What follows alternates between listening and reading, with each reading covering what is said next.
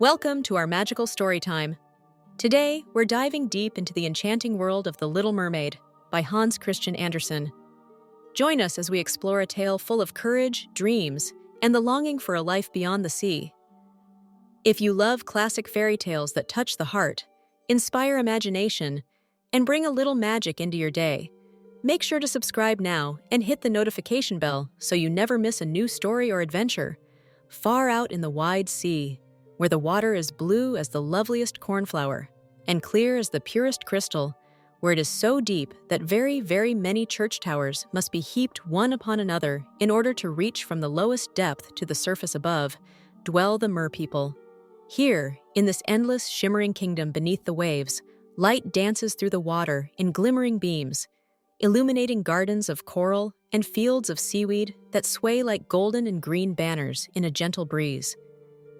You might think that only fish inhabit these depths, but no.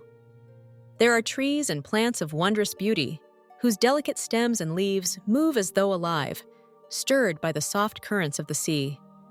Tiny creatures hide among their branches, while larger fish glide gracefully, their scales sparkling like jewels.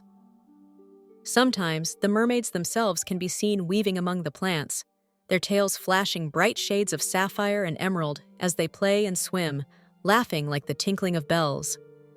In this hidden kingdom, there is a sense of peace and wonder.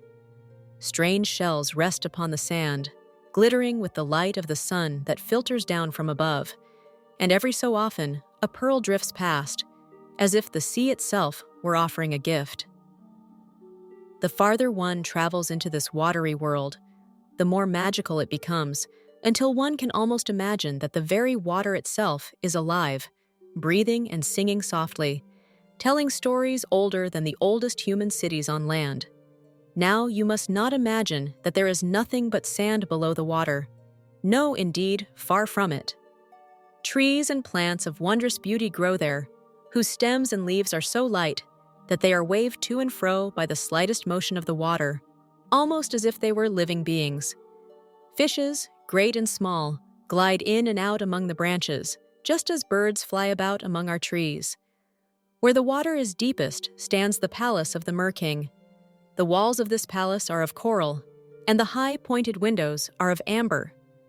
The roof, however, is composed of mussel shells, which, as the billows pass over them, are continually opening and shutting.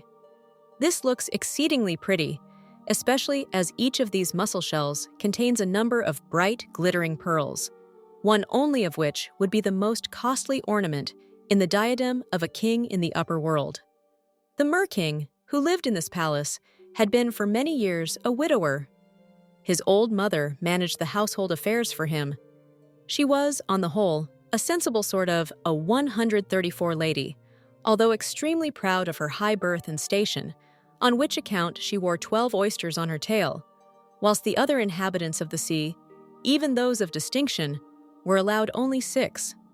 In every other respect, she merited unlimited praise, especially for the affection she showed to the 6 little princesses, her granddaughters. These were all very beautiful children. The youngest was, however, the most lovely. Her skin was as soft and delicate as a rose leaf.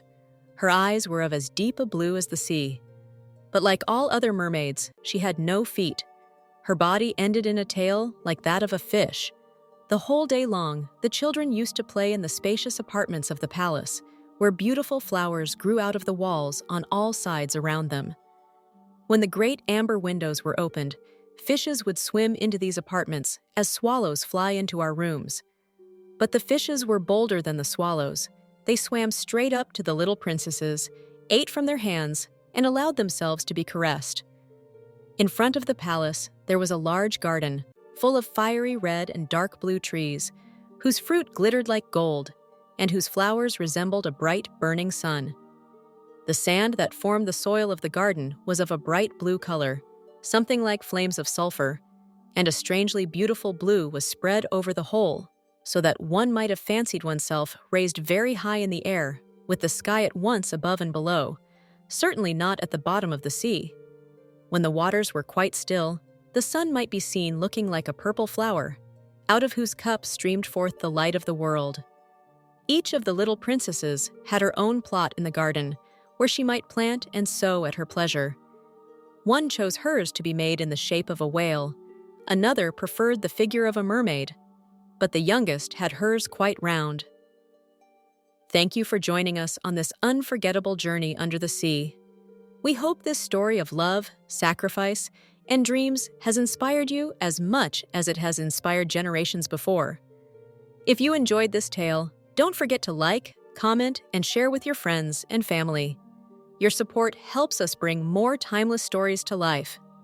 Stay tuned for more fairy tales, magical adventures, and heartwarming stories that will spark your imagination and lift your spirits.